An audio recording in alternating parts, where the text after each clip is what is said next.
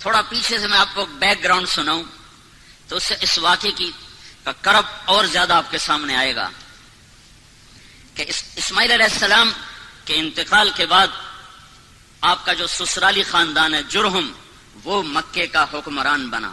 انہوں نے کوئی 2000 سال حکومت کی. پھر ان کے ظلم و ستم پر بنو خزاعہ نے ان کو نکالا اور وہاں اپنی حکومت قائم کی دوسری صدی عیسوی میں. تو عمرو بن حریث جرہمی نے زمزم کا کنواں بند کر دیا اور پتھر اکھاڑا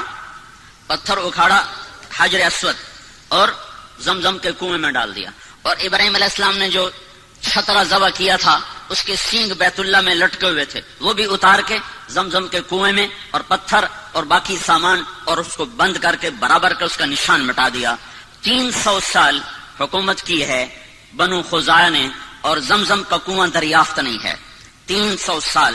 440 میں قصی، 440 عیسوی میں قصی بن کلاب، اللہ تعالیٰ کے نبی کا کہ پردادے کا والد قصی، اس نے دوبارہ قریش کی حکومت قائم کی. جرہم سے خزاعہ نے چھینی، خزاعہ سے دوبارہ آپ کے پردادا کے والد قصی بن کلاب نے، ان کا اصل نام عمر تھا، تو انہوں نے دوبارہ قریش کی حکومت قائم کی. زمزم کا کنواں گم ہے، زمزم کے کنویں کا کسی کو کوئی پتہ نہیں. قصی کا بیٹا ہوا عبد مناف، وہ بڑے خوبصورت، ان کو بطحا کا چاند کہا جاتا تھا، قمر البطحا. ان کے 4 بیٹے تھے، ایک نوفل، ایک عبد شمس، ایک ہاشم، ایک مطلب، جن کو تاریخ نے یاد رکھا. 2 اور بھی تھے لیکن وہ صرف نام ہیں، آگے ان کی کوئی تاریخ نہیں. ایک ابو عمر، ایک ابو عبید. سب سے بڑے اس کے بیٹے عبد شمس تھے، لیکن عبد مناف کے انتقال کے بعد سب قوم نے متفقہ طور پر ہاشم کو سردار مانا. ہاشم سردار بنے، ہمارے نبی کے پردادا. تو ہاشم کی سرداری میں وہ ملک شام کے سفر پر ہیں.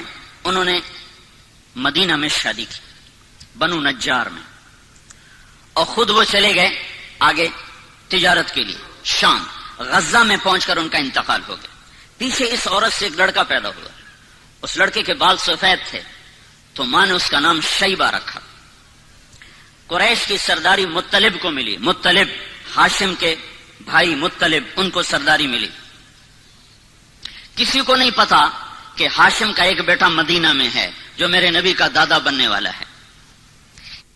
گزرا، چند بچے تیر اندازی کر رہے تھے تو ایک بچے کا نشانہ سیدھا جا کے لگتا تھا، وہ گول جو آخری گول نشان ہوتا تھا اس کے اندر جا کے لگتا. وہ کہتا خذھا وانا ابن ہاشم، دیکھ میرا نشانہ، میں ہوں ہاشم کا بیٹا.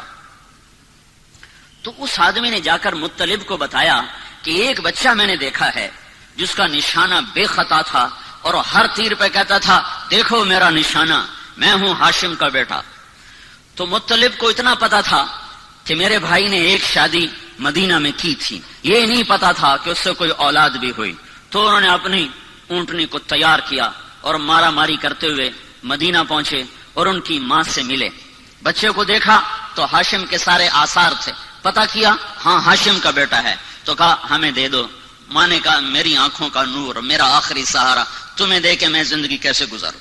کیسے دے دو، اسے میں قریش کا سردار بناؤں گا، یہ بڑی شان والا ہوگا، تیرا ہی نام زندہ ہوگا.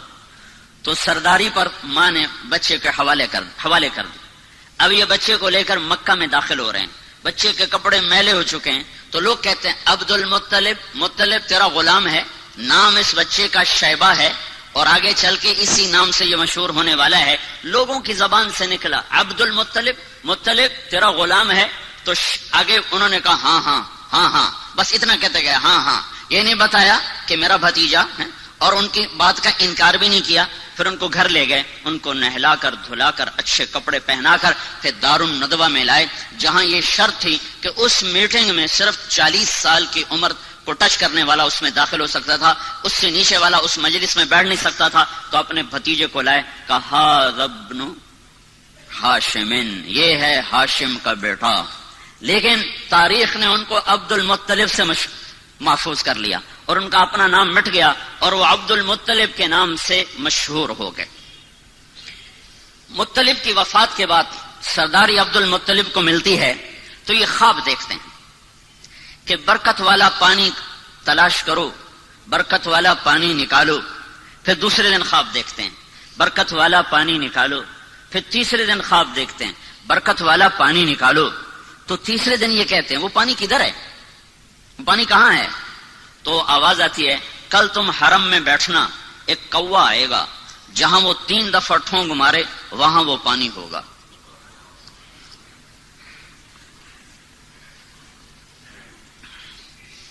تو عبد المطلب صبح جا کے حرم میں بیٹھ گئے دار الندوہ ملتزم کے ساتھ.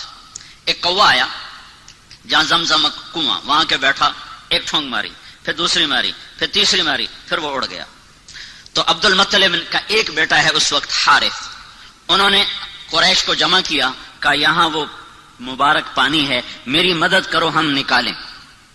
اور کہا کوئی نہیں ایسے ہی سر پھوڑنا، پتھروں سے لڑنا کوئی آسان کام ہے؟ کچھ نہیں ہے. اس نے سب کی منتیں کی، کوئی نہیں مانا. تو دونوں باپ بیٹا مل کر کھودنے لگے. کھودنے میں آئی دقت، تو عبد المطلب کہنے لگے وہ بھی کوئی آدمی ہے جس کی اولاد نہ ہو. اس کو فخر سمجھا جاتا تھا، اولاد کی کثرت کو فخر سمجھا جاتا تھا. اور یہ آج بھی فخر ہے. یہ مغرب کی اندھی تہذیب نے کم بچے خوشحال گھرانہ، یہ بڑا عذاب ہے، بڑا عذاب ہے، بڑا عذاب ہے. جاؤ دیکھو، وہ دیکھ رہے ہیں ان کی نسل ختم ہو رہی ہے اور مائنس میں جا رہی ہے، مائنس میں جا رہی ہے. اللہ کی تقدیر سے لڑنا اپنا ماتھا پھوڑنے والی بات ہے. تو وہ کہنے لگے آج قریش میرا ساتھ نہیں دے رہے، اگر اللہ نے مجھے 10 بیٹے دیے اور 10 کے 10 جوان ہو گئے تو میں ایک کو اللہ کے نام پہ ذبح کر دوں گا. یہ منت مانی اس تنگی کو دیکھ کر کہ کوئی ساتھ دینے والا نہیں ہے. تو کرتے کرتے کرتے وہ کنویں کے آثار ظاہر ہو گئے اور اس میں سے سامان نکلنا شروع ہو گیا، اور وہ حجر اسود نکل آیا اور وہ سینگ نکل آئے. تو سارے قریش آ گئے، عبد المطلب ہمیں کنویں میں حصے دار بناؤ. کہ سب دفع ہو جاؤ، کسی کا کوئی حصہ نہیں، اب یہ صرف میرا ہے اور میری اولاد کا ہے. تو باپ بیٹا نے مل کر زمزم کا کنواں جاری کیا، جس کو بند ہوئے کوئی 300 سال سے زیادہ گزر چکا تھا. دوسری صدی عیسوی میں بند ہوا ہے، اور جا کر 5ویں صدی عیسوی میں جا کر وہ زندہ ہوا ہے. تو بیچ میں کوئی 300-350 سال یہ کنواں بند رہا. تو عبد المطلب کو اپنی منت یاد تھی، اللہ نے اسے حارث دیا، زرار دیا، عباس دیا، قسم دیا، زبیر دیا، مقوم دیا، عبد العزہ دیا، عبد الدار دیا اور عبداللہ دیا، اور 10 پورے ہو گئے. تو سارے جوان ہو گئے. تو اس نے سارے بچوں کو اکٹھا کیا حرم میں، کہا بیٹھو میں نے منت مانی تھی کہ اگر اللہ نے مجھے 10 بیٹے دیے اور 10 جوان ہو گئے تو میں ایک کو اللہ کے نام پہ قربان کروں گا، تم تیار ہو؟ تو 10 نے کہا ہم تیار ہیں. پھیر دے چھری، پھیر دے. ہماری اولاد ہماری جائز بات ماننے کو تیار نہیں ہے، اور اس کی اتنی بڑی بات، ہاں تیار ہیں کرو. تو قرآن اندازی کے لیے حبل کا بت تھا، اس پہ تیر لٹکے ہوتے تھے، اس میں ترکش میں، تو اس پر وہ فال نکالتے تھے. تو اس نے 10 بیٹوں کے نام لکھوائے تیروں پر، اور پھر اس کو گھمایا، پھر وہ یوں حرکت دیتے تھے تو اس میں سے ایک تیر باہر نکلتا تھا. تو جو تیر جو نکلا تو اس پہ عبداللہ کا نام تھا، عبداللہ، محمد بن عبداللہ، عبداللہ. اور عبداللہ عبد المطلب کے سب سے محبوب بیٹے تھے، سب سے چہیتے بیٹے تھے، اور سارے مکہ کی وادی میں سب سے حسین نوجوان تھے. ہر عورت تمنا کرتی تھی کہ میرا اس سے نکاح ہو جائے. تو عبداللہ کا نام نکلا. انہوں نے کہا یا ابت افعل، ابا کر، میں تیار ہوں، میری طرف سے کوئی اعتراض نہیں. تو نے اس کا ہاتھ پکڑا اور چھرا ہاتھ میں، تو سارے مکے میں کوہرام مچ گیا. اور بہنوں نے آ کر، 5 بیٹیاں تھیں، عروہ اور عاتقہ اور صفیہ اور عمیمہ، انہوں نے آ کے شور مچا دیا کہ ہمارے سامنے ہمارا بھائی ذبح ہو، ہم یہ برداشت نہیں کر سکتے. قریش اکٹھے ہو گئے، یہ تم نے سنت جاری کر دی تو پیچھے کون اس کو زندہ رکھے گا، اور کیا یہ ظلم کی سنت ہے تم جاری کرنا چاہتے ہو؟ کہا یہ عرب سردار کا بول ہے، یہ پورا ہوگا. جب سارے پیچھے پڑ گئے تو پھر یہ فیصلہ ہوا، جیسے آج کل کے عدالتیں ہیں، تو اس وقت کی عدالتیں ہوتی تھی کاہن، نجومی. تو حجر میں ایک کاہنہ تھی قطبہ کا، اس کے پاس مجھے لے چلو، وہ جو کہے گی میں وہ کروں گا۔ تو یہ سارا قبیلہ قریش حجر پہنچا، وہاں کاہنہ کے پاس پہنچا، تو اس نے پوچھا کہ تمہارے ہاں قتل کی قیمت کیا ہے؟ اگر کوئی بدلہ نہ لینا چاہے اور قیمت لے تو کتنی؟ کا جی 10 اونٹ کا، ایک تیر پہ لکھو 10 اونٹ اور دوسرے تیر پہ لکھو عبداللہ، اور جا کر وہاں اسے گھماؤ، جب تک عبداللہ کا نام نکلتا رہے اونٹ بڑھاتے جاؤ، 10 کے 20 کرو، 20 کے 30 کرو، 30 کے 40 کرو، جب اونٹوں کا نام نکلے تو عبداللہ کو چھوڑ دو اور جتنے اونٹ نکلیں اتنے ذبح کر دو۔ یہ فیصلہ سن کر یہ سارا قافلہ واپس لوٹا ہے، اور وہ حبل کے سامنے وہ تیروں کے اوپر ایک پہ لکھا گیا عبداللہ، ایک پہ لکھا گیا 10 اونٹ، جب گھمایا تیر باہر نکلا عبداللہ تو 20 ہو گئے، پھر گھمایا پھر نکلا عبداللہ تو 30 ہو گئے، پھر گھمایا پھر نکلا عبداللہ تو 40 ہو گئے، پھر گھمایا عبداللہ 50 ہو گئے، پھر نکالا عبداللہ تو 60 ہو گئے، پھر نکالا عبداللہ 70 ہو گئے، پھر نکالا عبداللہ 80 ہو گئے، پھر نکالا عبداللہ 90 ہو گئے، پھر نکالا عبداللہ 100 ہو گئے، پھر نکالا تو اونٹ نکلے 100 اونٹ۔ تو سارے قریش نے کہا الحمدللہ، بات ٹھیک ہے 100 اونٹ۔ عبد المطلب نے کہا نہیں نہیں نہیں، ایک دفعہ اور کرو۔ دوبارہ کیا تو پھر 100 اونٹ، پھر انہوں نے کہا نہیں نہیں ایک دفعہ اور کرو، پھر 12 کیا تو 100 اونٹ۔ تو اس پر عبد المطلب نے 100 اونٹ ذبح کیے، اور یہ عبداللہ سارے عرب کی مشہور شخصیت بن گئی، اور ان سے شادی کی تمنا ہر خاندان میں پیدا ہو گئی۔ یہ جنگل میں تھے کام کو گئے ہوئے، ان کو یہود نے پہچانا کہ یہ وہ آخری نبی کا باپ ہے، تو اس کو قتل کرنے کے لیے تلواریں نکالی، تو اچانک کچھ نورانی مخلوق ظاہر ہوئی اور انہوں نے یہود کو دھکے مار ان کی آنکھیں نکل گئیں اور وہ اندھے ہو کے ادھر گرے۔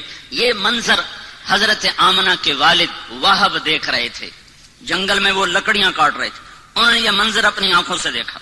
جب وہ واپس پہنچے تو انہوں نے اپنی بیوی سے ذکر کیا، انہوں نے فوراً عبد المطلب کو اپنی بیٹی کا پیغام بھیج دیا کہ اگر آپ چاہیں تو ہم اپنی بیٹی آمنہ آپ کے بیٹے کے نکاح میں دے سکتے ہیں۔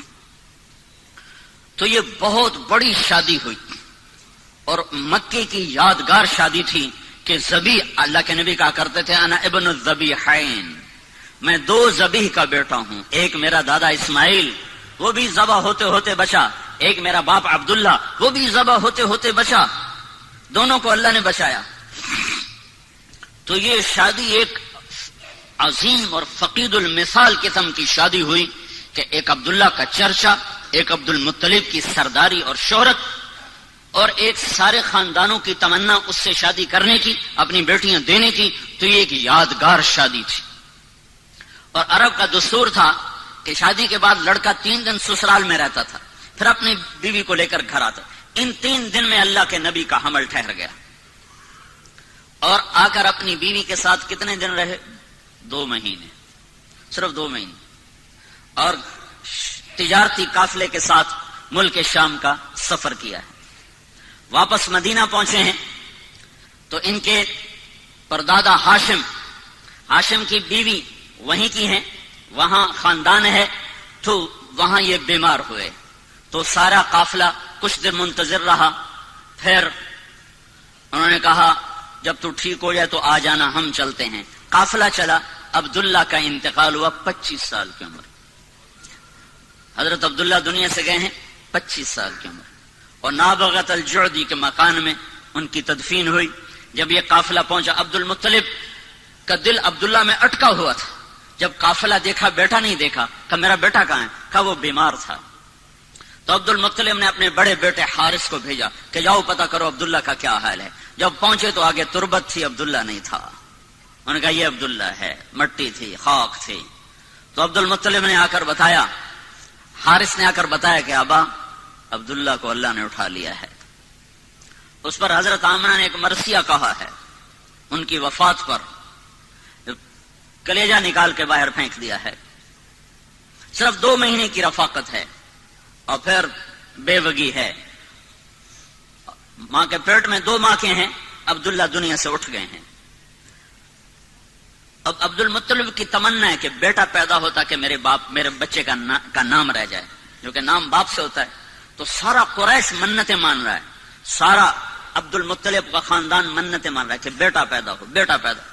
تو اللہ نے جب بچہ دیا 12 ربیع الاول 22 اپریل 571 عیسوی 1 جیٹھ 628 بکرمی صبح کے 4:20 پر آفتاب نبوت طلوع ہوا ہے. تو ابو لہب کو جا کر ان کی باندی نے بشارت دی کہ آپ کو مبارک ہو، آپ کے بھائی کا نام زندہ ہو گیا، ثویبہ. تو ابو لہب نے اس خوشی میں اپنی باندی کو آزاد کر دیا. ایک دن ابو لہب کو کسی نے خواب میں دیکھا، پوچھا تیرے ساتھ کیا ہو رہا ہے؟ کہ جہنم کی آگ ہے، ہر پیر کو ایک نوخن کے برابر پانی کا قطرہ پینے کو دیا جاتا ہے. ثویبہ کو آزاد کرنے میں جو میں نے عبداللہ کے محمد کے پیدا ہونے پہ جو خوشی منائی تھی، اس کے صلے میں ایک قطرہ پانی ہر پیر کو پلایا جاتا ہوں. تو کتنے ارمانوں سے یہ گھر بنا اور کتنی جلدی ٹوٹا ہے، کتنی جلدی ٹوٹا ہے. 2 مہینے بھی آباد نہیں رہا، ٹوٹا ہے. اب بچہ پیدا ہوا ہے تو اس کو باپ کا نہیں پتا ہے. کیا وہ نہیں پوچھتے ہوں گے میرا باپ کون ہے؟ اور 4 سال رہے حوازن میں، بنو سعد میں، پھر ماں کے پاس آئے. 6 برس کے ہوئے تو ایک عرصہ گزر گیا تھا. تو حضرت آمنہ نے عبد المطلب سے اجازت چاہی کہ میں اپنے خامند کی قبر کی زیارت کرنا چاہتی اور اپنے سسرال ننہال سے ملنا چاہتی. تو عبد المطلب نے اجازت دے دی.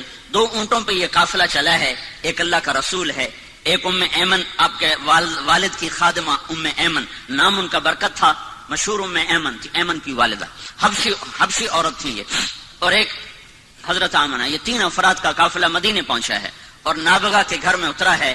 تو آپ تصور کرو جب پہلی دفعہ ہیں اللہ کے نبی باپ کی قبر پر گئے ہوں گے، کیا تصور، کیا تاثر ہوگا اس وقت اللہ کے نبی کا.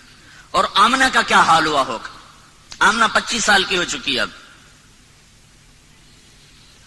اور ماں اور بیٹا اور آگے تربت ہے، قبر ہے. کیا باتیں ہوئیں، کیا گلے ہوئے، کیا شکوے ہوئے، ان کو تاریخ نے محفوظ نہیں کیا ہے، نہ کسی مورخ کے قلم نے ان کو پکڑا ہے. ہم تصور اور تخیل میں دیکھ سکتے ہیں کہ ایک جوان بیوہ معصوم بچے کو لے کر پہلی دفعہ جب خامند کی قبر پر گئی ہوگی تو اس کی زبان سے کیا کیا مرثی اور کیا کیا نوحے نکلے ہوں گے، اور اس کے دل نے کیا انگنت کہانیاں اپنے اندر ہی اندر دہرائی ہوں گی اور سنائی ہوں گی. 1 مہینہ وہاں قیام کیا ہے. 1 مہینہ کے بعد یہ قافلہ واپس مدینے کو چلا ہے اور ابوا کے قریب پہنچ کر اچانک جیسے حسیب کی ماں کو اچانک موت نے پکڑا، حضرت آمنہ کو موت نے اچانک پکڑا ہے. کوئی بیمار نہیں ہے، کچھ نہیں ہے. بیمار ہوتی تو سفر کرتی. اس وقت کا سفر کوئی موٹر پہ تھا، اونٹنی کا سفر تھا. اچانک موت نے پکڑا ہے. اور میں نے سن 2000 میں جا کے قبر کی زیارت کی تھی. ابوا کے جنگل میں وہ قبر ہے. ایک رہبر، ویسے کوئی نہیں جا سکتا، قدرت مہربان ہوئی، ایک رہبر مل گیا. اس کی وساطت سے ہم اندر گئے. ابوا کی بستی سے کچھ 4-5 کلومیٹر ایک سڑک نیچے پہاڑوں میں جاتی ہے. اس کے بعد وہ ہمیں کہاں لے گیا کچھ پتہ نہیں. سر وہ اپنی یادداشت کی سڑک پہ چل رہا تھا اور ہمارے پاس ایک عرب کی جیپ تھی، اس میں ہم سوار تھے. اوپر نیچے ٹھوکریں کھاتے کھاتے کھاتے ادھر شام ہو رہی تھی. تو وہاں ایسے نوکیلے پہاڑ ہیں اس طرح، ان کی سب پہاڑوں کی یوں نوکیں یوں، اور ان کی اونچائی جتنی یہ آپ کی مسجد کی چھت ہے اتنی اونچائی. بڑے پہاڑ نہیں، اتنے پہاڑ ہیں. ایک پہاڑ کے اوپر 20 بائی 20 یا 15 بائی 15 کا فرش، قدرتی فرش پہلے سے بچھا ہوا تھا. وہاں وہ قبر تھی. وہ پتہ نہیں اس وقت بدوؤں نے بنایا یا پہلے سے اللہ تعالیٰ نے وہ بنا کے رکھا تھا کہ یہاں محمد مصطفیٰ کی ماں کو جگہ دی جائے گی. تو وہاں اچانک موت نے پکڑا ہے اور آپ اپنی ماں کے سرانے بیٹھے تھے اور خوف زدہ تھے اور اپنی ماں کو بلاتے آگے جواب نہیں آتا تھا. پتہ نہیں کیا تکلیف ہوئی، اللہ ہی جانے، اللہ ہی جانے. مجھے ایسے خیال آتا ہے کہ دل کی تکلیف ہوئی ہوگی. جو اچانک جو موت آئی تو یہ خیال آتا ہے کہ غالباً اور بولا بھی نہیں جا رہا تھا. تو وہ یہ ساری نشانیاں کٹھی کٹھی کر کے مجھے ایسے تصور قائم ہوتا ہے. کوئی پکی بات کوئی نہیں ہے. بہرحال موت تھی بیماری جو بھی تھی، تو آپ اپنی ماں کو بلاتے، ماں ماں، تو ایسے دیکھتی اور آنکھیں جھکا لیتی. پھر جیسے بجھتی شمع بھڑکتی ہے تو انہیں اپنی ساری طاقت کو جمع کر کے کہا کل حی میت وکل جدید بال، ہر زندہ نے مرنا ہے اور ہر نئی چیز نے پرانا ہونا ہے. مجھے لگتا ہے میری موت آ چکی ہے، لیکن مجھے یقین ہے میرا نام باقی رہے گا کہ میں نے ایک ایسا بچہ چھوڑا ہے جو کائنات کو روشن کرے گا. اور یہ آخری کلمات تھے. او اللہ کے نبی نے ماں کے سینے پہ سر رکھا ہے. اب تو 6 سال کا بچہ ہے. کاش تم وہ جگہ دیکھتے. میں نے ہزاروں دفعہ یہ قصہ سنا ہے اور ہر دفعہ میں روتا ہوں. اب تو ویسے موقع ہی ایسا ہے کہ رونا آ رہا ہے. چاروں طرف وحشت ناک ویرانہ ہے. سن 2000 میں اتنی وحشت تھی تو 14 صدی پہلے وہاں کیا وحشت ہوگی. اور 6 سال کا بچہ ماں کے سینے پہ سر رکھا ہوا ہے. اسے نہیں پتا موت کیا چیز ہے. پہلی موت دیکھی ہے، لہٰذا وہ حیران ہے کہ میری ماں بولتی کیوں نہیں. تو کہتا ماں تو بولتی کیوں نہیں. کس نے قبر کھودی یہ اللہ ہی جانتا ہے. حضرت ام ایمن گئیں ابوا یا کوئی وہاں سے گزرا، ان دونوں میں سے کوئی ایک بات ضرور ہوئی ہے. قبر کھودنے کے بعد جب نیچے اترے ہیں تو اللہ کے نبی نے دوڑ لگائی اور جا کے ماں کی قبر پر لیٹ گئے. جب ام ایمن پہنچ گئے تو اللہ کا نبی کیا کہہ رہا تھا، ماں تو میرے ساتھ چلتی کیوں نہیں. تمہیں نہیں پتا تیرے سوا میرا دنیا میں کوئی نہیں ہے، تو میرے ساتھ کیوں نہیں چلتی. اما تدرین لیس لی احد سواک، تیرے سوا میرا کوئی نہیں ہے. تو ام ایمن نے اس حال میں اٹھایا ہے وہ کہتے تھے میں نہیں جاؤں گا. اپنی ماں کی قبر کو پکڑ لیا کہ میری ماں چلی گئی تو میں جاؤں گا. 6 برس، حسیب تو 22 برس کا نوجوان ہے. میرا نبی تو صرف 6 سال کا تھا. اس کے تو کوئی کاروبار نہیں تھے، اس کی تو کوئی جائیداد نہیں تھی. آگے یتیمی کا کالا اندھیرا چھایا ہوا ہے. مکے تک کچھ نہیں کھایا پیا. 2 راتیں 2 دن کا سفر باقی ہے، کچھ نہیں کھایا پیا. اور وہاں جا کے بھی کھانا پینا چھوڑ دیا. سارا دن کچھ نہیں کھاتے تھے. زمزم کے چند گھونٹ پی لیتے تھے اور الگ چپ کر کے بیٹھے رہتے تھے.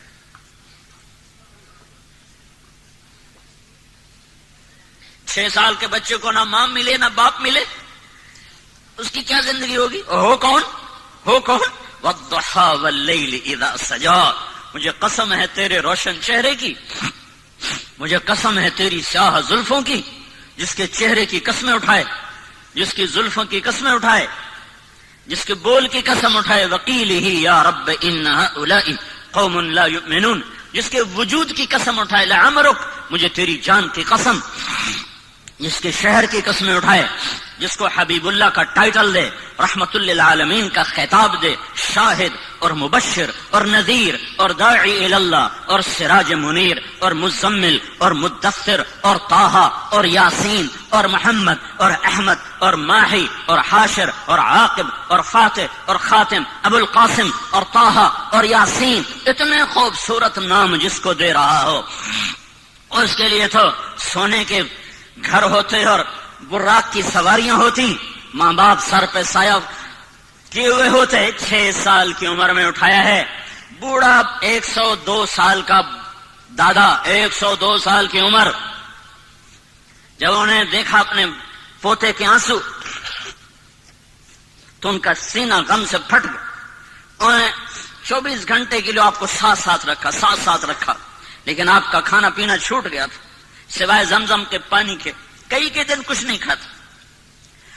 دادے کا آسرا ملا ہے تو 2 سال بعد اللہ نے کہا تو بھی واپس آ جا، تینوں بھی نہیں ران دے. 2 سال بعد اس کو بھی اٹھا لیا ہے. تو میرے نبی نے کہا مجھے یاد ہے میں 8 سال کی عمر میں اپنے دادا کے جنازے کے ساتھ روتا ہوا جا رہا تھا. ابو طالب نے سنبھالا، لیکن ابو طالب غریب تھے، روٹی پوری نہیں کر سکتے تھے. آتا ہے